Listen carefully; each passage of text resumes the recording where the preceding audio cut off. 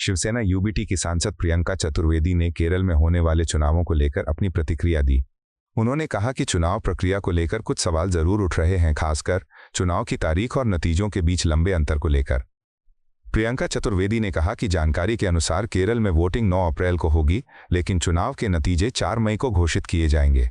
उन्होंने कहा कि लगभग 1 महीने का ये अंतर थोड़ा असामान्य लगता है और इससे चुनाव की प्लानिंग को लेकर सवाल उठते हैं। सांसद ने कहा कि चुनाव किसी भी लोकतंत्र की सबसे महत्वपूर्ण प्रक्रिया होती है, इसलिए यह जरूरी है कि चुनाव की पूरी प्रक्रिया पारदर्शी और व्यवस्थित तरीके से हो। उन्होंने कहा कि अगर वोटिंग के बाद नतीजों में इतना लंबा अंतर रहेगा तो लोगों के मन में सवाल उठना स्वाभाविक है। हालांकि उन्होंने ये भी कहा कि सबसे जरूरी बात यह है कि चुनाव पूरी तरह फ्री और फेयर हों। उन्होंने उम्मीद जताई कि चुनाव आयोग इस पूरी प्रक्रिया को पारदर्शी और निष्पक्ष तरीके से संचालित करेगा। मेरी भी यही अपेक्षा थी कि जब हम वन नेशन वन इलेक्शन की बात करते हैं तो जो इलेक्शन प्रक्रिया इतने सारे फेजेस में चलती है और इतने दिन बीत जाते हैं सरकार बनते बनते, तो उस पर कहीं ना कहीं रोक लगानी चाहिए। पर अगर आप देखेंगे 9 अप्रैल को केरला में इलेक्शन हो जाएगा, पर मई में चुनाव के नतीजे आएंगे 4 मई को, लगभग 1 महीने के बाद। तो कहीं ना कहीं ये प्लानिंग में मुझे कमी दिखी है। और बस अब यही अपेक्षा है जो मैंने कल भी कहा था कि इलेक्शन कमीशन विल इंश्योर कि फ्री एंड फेयर इलेक्शन हो और जो चुनावी प्रक्रिया है उससे किसी को भी वंचित ना रखा जाए, सारे वोटर्स का जो अधिकार है उनका हनन ना हो। बस यही उनसे अपेक्षा है। जेडीयू सांसद संजय कुमार झा ने बिहार में हो रहे राज्यसभा चुनाव को लेकर अपनी प्रतिक्रिया दी। उन्होंने कहा कि जो रिपोर्ट सामने आ रही हैं उनके अनुसार एनडीए इस चुनाव में मजबूत स्थिति में दिखाई दे रहा है। संजय कुमार झा ने कहा कि मौजूदा राजनीतिक स्थिति को देखते हुए एनडीए गठबंधन राज्यसभा की सभी 5 सीटों पर जीत हासिल करने की ओर बढ़ रहा है। उन्होंने कहा कि गठबंधन के सभी उम्मीदवारों को विधायकों का व्यापक समर्थन मिल रहा है और चुनाव परिणाम भी इसी दिशा में जाने की संभावना है। जेडीयू सांसद ने कहा कि राज्यसभा चुनाव लोकतांत्रिक प्रक्रिया का महत्वपूर्ण हिस्सा होता है और इसमें विधायकों की भूमिका बेहद अहम होती है। उन्होंने कहा कि एनडीए के सभी विधायक और सहयोगी दल एकजुट होकर चुनाव में हिस्सा ले रहे हैं। संजय कुमार झा के अनुसार गठबंधन पूरी रणनीति और समन्वय के साथ चुनाव लड़ रहा है। उन्होंने कहा कि एनडीए को अपने विधायकों पर पूरा भरोसा है और उन्हें उम्मीद है कि चुनाव के नतीजे गठबंधन के पक्ष में आएंगे। जो रिपोर्ट आ रहा है उस रिपोर्ट के अनुसार एनडीए 5 सीट पर बड़े मार्जिन से जीत रही है। सामने तो रिजल्ट आ जाएगा, आप लोग देख लीजिएगा। 5वां सीट भी बड़े मार्जिन से हम लोग जीत रहे हैं। और बहुत सारे लोग जो जिस तरीके से इंडिया गठबंधन के विधायकों को एक तरह से होटल में कैद करके रखा गया, आपको ध्यान होगा कि जब नो कॉन्फिडेंस मोशन आया था उस समय भी ऐसे ही घर पे कैद करके रखा गया। इसका मतलब उन लोगों को अपने विधायकों पर भरोसा नहीं, और उन विधायकों को भी बड़ी संख्या में ऐसे विधायक हैं जो अब उस लीडरशिप पे भरोसा नहीं करते हैं। उनको पता है कि उस लीडरशिप में कुछ बचा नहीं है, बिहार का कोई काम और विकास नहीं हो सकता। तो इसलिए मुझे लगता है कि जो फीडबैक भी आ रहा है, बड़े मार्जिन से 5 सीट हम लोग जीत रहे हैं। राष्ट्रीय जनता दल के प्रवक्ता शक्ति सिंह यादव ने बिहार में हो रहे राज्यसभा चुनाव को लेकर एनडीए पर गंभीर आरोप लगाए। उन्होंने कहा कि ये चुनाव सामान्य चुनाव नहीं है और इसमें सत्ता पक्ष अपनी ताकत का गलत इस्तेमाल करने की कोशिश कर रहा है। शक्ति सिंह यादव ने कहा कि संख्या के आधार पर विपक्ष मजबूत स्थिति में है। उनके अनुसार विपक्ष के पास लगभग 41 विधायकों का समर्थन है, जबकि एनडीए के पास संख्या कम है। उन्होंने आरोप लगाया कि इसके बावजूद सत्ता पक्ष मनी पावर और सिस्टम का दुरुपयोग करके चुनाव को प्रभावित करने की कोशिश कर रहा है। आरजेडी प्रवक्ता ने कहा कि विपक्षी दलों को लालच देने और आर्थिक दबाव बनाने की कोशिश की जा रही है ताकि चुनाव का परिणाम प्रभावित किया जा सके। उन्होंने कहा कि लोकतंत्र में इस तरह की राजनीति उचित नहीं है। शक्ति सिंह यादव ने यह भी कहा कि बिहार में कई सेक्युलर पार्टियां एक साथ आकर चुनाव लड़ रही हैं। उनके अनुसार विपक्ष पूरी एकजुटता के साथ चुनाव में भाग ले रहा है और लोकतांत्रिक मूल्यों की रक्षा के लिए प्रतिबद्ध है। कहा कि वोट जो है आज पड़ रहा है राज्यसभा के चुनाव का, 3 की संख्या बल कम उनको है। 41 हमारे पास हैं, वो धन बल का तंत्र का दुरुपयोग कर करके चाहते हैं कि हम चुनाव जीते हैं, लोभ लालच धन का इस्तेमाल करके।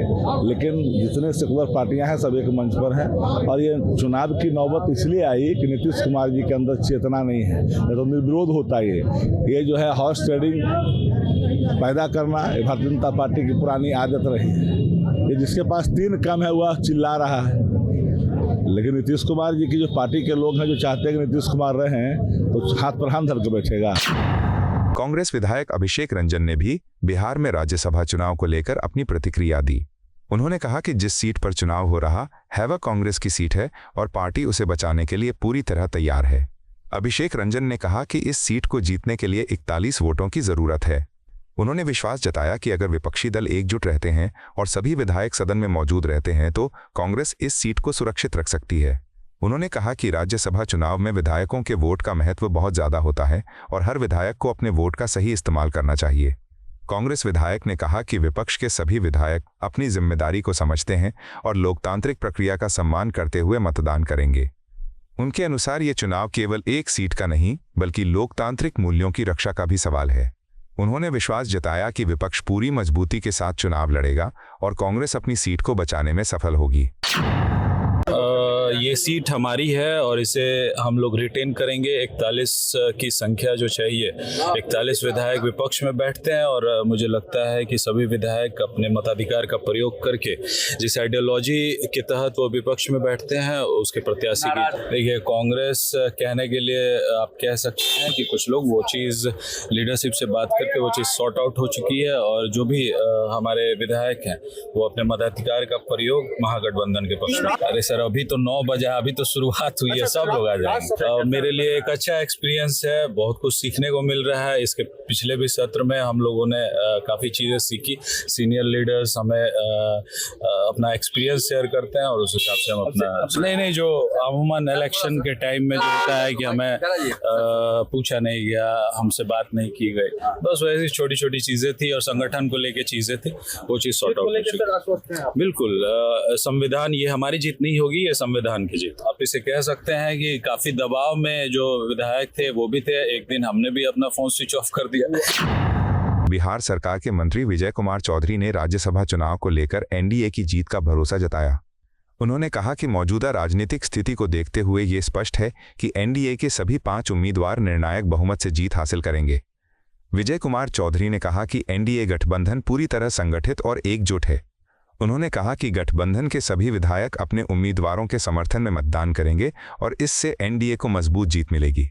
मंत्री ने कहा कि चुनाव लोकतांत्रिक प्रक्रिया का हिस्सा है और हर दल को अपनी रणनीति के अनुसार चुनाव लड़ने का अधिकार है, लेकिन उन्हें पूरा विश्वास है कि एनडीए को बहुमत का समर्थन प्राप्त है। उन्होंने कहा कि बिहार में एनडीए सरकार विकास के मुद्दों पर काम कर रही है और जनता का विश्वास भी गठबंधन के साथ है। उनके अनुसार यही कारण है कि चुनावों में भी गठबंधन को लगातार सफलता मिल रही है।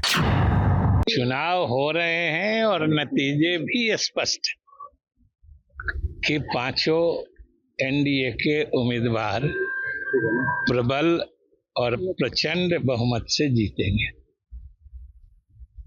किसी को कोई संशय नहीं है और ये भी स्पष्ट है कि जिस दल या जिन दलों को अपने ही विधायकों पर भरोसा नहीं है, कोई होटल में कैद है, कोई कहीं दूसरी जगह ले जाए गए हैं, लेकिन एनडीए के सभी विधायक देखिए स्वच्छंद घूम रहे हैं और 5 पार्टियों को अपने कार्यकर्ताओं, नेताओं और विधायकों पर पूरा भरोसा है और यही हम लोगों की जीत सुनिश्चित करेगी। देखिए, अब क्रॉस वोटिंग की उम्मीद नहीं की जाती है, वो तो जब होना होता है हो जाता है, उसकी उम्मीद कहाँ कोई करता है।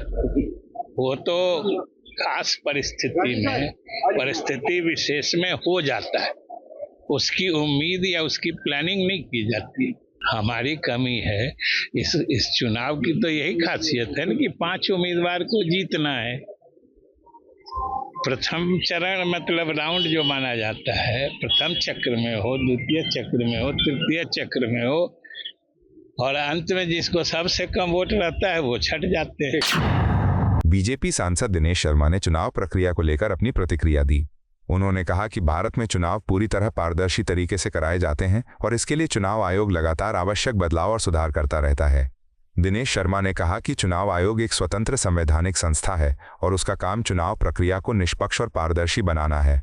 उन्होंने कहा कि समय समय पर चुनाव आयोग नियमों में बदलाव करता है ताकि चुनाव प्रक्रिया और अधिक व्यवस्थित हो सके। उन्होंने कहा कि चुनाव की तारीखों की घोषणा हो चुकी है और सभी प्रक्रियाएं तय कार्यक्रम के अनुसार ही पूरी की जाएंगी। बीजेपी सांसद ने कहा कि लोकतंत्र में चुनाव सबसे महत्वपूर्ण प्रक्रिया होती है और इसमें सभी राजनीतिक दलों को चुनाव आयोग के नियमों का पालन करना चाहिए। देखिए, एक सामान्य प्रक्रिया है कि जब चुनाव होते हैं तो पारदर्शी चुनाव संपादित हो, इसके लिए चुनाव आयोग तमाम प्रकार के परिवर्तन करता है। तो वो सामान्य प्रक्रिया है और चुनाव की घोषणा हुई है और एक निश्चित समय में चुनाव संपादन होगा, तो मैं समझता हूँ कि एक अच्छा चुनाव आयोग के द्वारा निष्पक्ष चुनाव कराने का रिकॉर्ड रहा है और आगे भी ये देखने में आएगा। बीजेपी सांसद प्रवीण खंडेलवाल ने चुनाव प्रक्रिया को लेकर चुनाव आयोग की भूमिका पर जोर दिया। उन्होंने कहा कि राज्य में चुनाव से जुड़े फैसले लेने का अधिकार केवल चुनाव आयोग के पास होता है। प्रवीण खंडेलवाल ने कहा कि अगर कुछ राजनीतिक नेता चुनाव प्रक्रिया पर टिप्पणी करते हैं तो वो अक्सर अपने राजनीतिक हितों के लिए ऐसा करते हैं। उनके अनुसार इस तरह के बयान देने से उन्हें कोई वास्तविक राजनीतिक लाभ नहीं मिलने वाला है। उन्होंने कहा कि चुनाव आयोग जो तारीखें और कार्यक्रम घोषित करता है उसी के अनुसार चुनाव कराए जाते हैं, इसमें किसी तरह का बदलाव संभव नहीं होता। बीजेपी सांसद ने कहा कि लोकतंत्र में सभी दलों को चुनाव आयोग के फैसलों का सम्मान करना चाहिए और चुनाव प्रक्रिया को शांतिपूर्ण और निष्पक्ष तरीके से पूरा होने देना चाहिए। देखिए, ये चुनाव आयोग का अधिकार है कि किस राज्य की क्या परिस्थितियों को देख करके चुनाव आयोग निर्णय लेता है और इसमें नाना पटोले जैसे लोग यदि टिप्पणी करते हैं तो निश्चित रूप से वो अपनी राजनीतिक रोटी सेक रहे हैं और इससे उनका कोई राजनीतिक लाभ होने वाला नहीं है। तारीखें जो चुनाव आयोग ने तय की है, जो कार्यक्रम तय किया है, चुनाव उसी हिसाब से होंगे, तो उसमें कोई अंतर नहीं पड़ सकता। तो लिहाजा नाना पटोले जैसे लोग कृपया इस पर राजनीति ना करें तो बेहतर होगा। बिहार में राज्यसभा चुनाव को लेकर सियासी बयानबाजी तेज हो गई है। बिहार विधानसभा में विपक्ष के नेता तेजस्वी यादव ने मुख्यमंत्री नीतीश कुमार और जेडीयू पर निशाना साधते हुए बड़ा बयान दिया। तेजस्वी यादव ने कहा कि उन्होंने नीतीश कुमार के प्रति अपनी हमदर्दी केवल चुनाव के दौरान ही नहीं जताई थी, बल्कि उस समय से जताई थी जब उन्होंने महागठबंधन और इंडिया गठबंधन को छोड़ने का फैसला लिया था। उन्होंने कहा कि उसी दिन से ये साफ हो गया था कि जेडीयू का भविष्य राजनीतिक रूप से कमजोर होता जाएगा। तेजस्वी यादव ने कहा कि जब नीतीश कुमार ने विपक्षी गठबंधन का साथ छोड़ा तब ही ये स्पष्ट हो गया था कि उनकी पार्टी का जनाधार कमजोर होने वाला है। उनके अनुसार बिहार की जनता अब ये समझ चुकी है कि राजनीतिक फैसलों का असर दलों के भविष्य पर पड़ता है। हमने तो अपनी सहानुभूति नीतीश कुमार जी के प्रति जो है जताई है और ये तो चुनाव से ही नहीं बल्कि जिस दिन महागठबंधन को वो छोड़ के इंडिया अलायंस छोड़ के वापस पुनः बीजेपी में 2024 में गए थे, तभी हमने कह दिया था कि अब जनता दल यूनाइटेड पार्टी का कोई भविष्य नहीं रह गया। और ये भी हमने कई बार कहा कि देखना चुनाव के बाद Nitish Kumar ji will be not be the chief minister, मतलब सीएम पद, मतलब सेम आप कह सकते हैं कि महाराष्ट्र वाला काम किया, सिंधे जी वाला काम किया, लेकिन थोड़ा सा तरीका बदल के किया। 1-2 महीने रहने दिया, उसके बाद जो है लोगों ने किया। तो आगे भी आप देखिएगा भाजपा जिसके साथ रहती है उसको तो बर्बाद करती है। समाजवादी पार्टी के सांसद राजीव कुमार राय ने चुनाव आयोग की कार्यप्रणाली को लेकर गंभीर सवाल उठाए। उन्होंने कहा कि चुनाव आयोग का मुख्य काम लोकतंत्र की रक्षा करना है, लेकिन वर्तमान परिस्थितियों में उसकी भूमिका पर कई सवाल खड़े हो रहे हैं। राजीव कुमार राय ने कहा कि चुनाव आयोग को निष्पक्ष और पारदर्शी तरीके से चुनाव प्रक्रिया को संचालित करना चाहिए, लेकिन उन्होंने आरोप लगाया कि कुछ फैसलों के कारण लोकतांत्रिक व्यवस्था कमजोर होती दिखाई दे रही है। उन्होंने पश्चिम बंगाल का उदाहरण देते हुए कहा कि वहां लगभग 50 लाख मतदाताओं का पूरा हिसाब अभी तक स्पष्ट नहीं हो पाया है।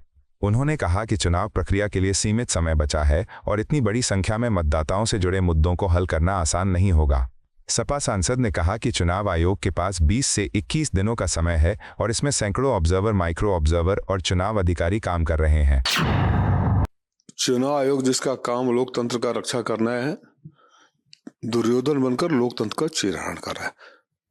कोई जवाब है चुनाव आयोग के पास कि वेस्ट बंगाल में अभी तक 50 लाख मतदाताओं के अभी डिसाइड नहीं किया इन्होंने। 21 दिन 20 दिन इनके पास टाइम रह गया है। 500 इनके पास ऑब्जर्वर, माइक्रो ऑब्जर्वर है, चुनाव जो भी है। एक दिन में एक आदमी कितना करेगा? कितना करेगा? इसमें कोई रॉकेट साइंस की जरूरत है? तो आप मतदाताओं का नाम अधर में रखकर यूएई में हमारे 40 लाख लोग, 50 लाख रुपए लोग लगभग फंसे हुए हैं। वो देश के वोटर नहीं है। ये साजिश है। इतिहास कभी ऐसे चुनाव आयोग को, चुनाव आयुक्त को कभी माफ नहीं करेगा। जो ये नंगा नाच हो रहा है, बेशर्मी की पराकाष्ठा पार कर दिए हैं। और जिस तरह की भाषा चुनाव आयोग इस्तेमाल करता है, ये इनको ध्यान में रखना चाहिए कि लोकतंत्र में न सत्ता स्थायी होता है, ना अहंकार अटूट होता है। सत्ता भी बदलती है और अहंकार भी टूटता है। और जो ऊपर से आका बैठकर करवाते हैं, फिर वो भी साथ नहीं दिखाई देते हैं। पश्चिम बंगाल की राजनीति में भी बयानबाजी तेज हो गई है। भारतीय जनता पार्टी के प्रदेश अध्यक्ष समीक भट्टाचार्य ने राज्य की कानून व्यवस्था को लेकर तृणमूल कांग्रेस सरकार पर निशाना साधा। समीक भट्टाचार्य ने कहा कि पश्चिम बंगाल में कानून व्यवस्था की स्थिति बेहद खराब हो चुकी है। उनके अनुसार राज्य में आम लोगों की शिकायतों को गंभीरता से नहीं सुना जा रहा है और प्रशासनिक व्यवस्था कमजोर होती दिखाई दे रही है। बीजेपी नेता ने आरोप लगाया कि राज्य में अपराध की घटनाएं बढ़ रही हैं और कई मामलों में लोगों को न्याय नहीं मिल पा रहा है। उन्होंने कहा कि सरकार की प्राथमिक जिम्मेदारी नागरिकों की सुरक्षा सुनिश्चित करना होती है, लेकिन मौजूदा हालात में ये जिम्मेदारी ठीक से निभाई नहीं जा रही है। समीक भट्टाचार्य ने कहा कि पश्चिम बंगाल के लोगों को सुरक्षित और स्थिर माहौल की जरूरत है। उन्होंने कहा कि राज्य में कानून व्यवस्था को मजबूत बनाने के लिए ठोस कदम उठाए जाने चाहिए ताकि आम नागरिकों का विश्वास प्रशासन पर बना रहे। जो एडमिनिस्ट्रेशन है पॉलिटिसाइज हो चुका है। पश्चिम बंगाल में total absence of law and order है। किसी आम जनता की कोई सुनवाई नहीं है। पश्चिम बंगाल में प्री पोल और पोस्ट पोल जो वायलेंस होता है, और उसके लिए कितना जिम्मेदार प्रशासन है वो पश्चिम बंगाल की आम जनता जानते हैं। इसलिए चुनाव आयोग एक निरपेक्ष चुनाव अगर बंगाल की जनता की उपलब्ध हो, इसी का कारण अगर कुछ स्टेप लिया तो वो सोच सकते हैं। अभी देखते रहिए आगे आगे होता है क्या, बहुत कुछ होना बाकी है। आपको यह वीडियो पसंद आया हो तो इसे लाइक करें, हमारे चैनल को सब्सक्राइब करें।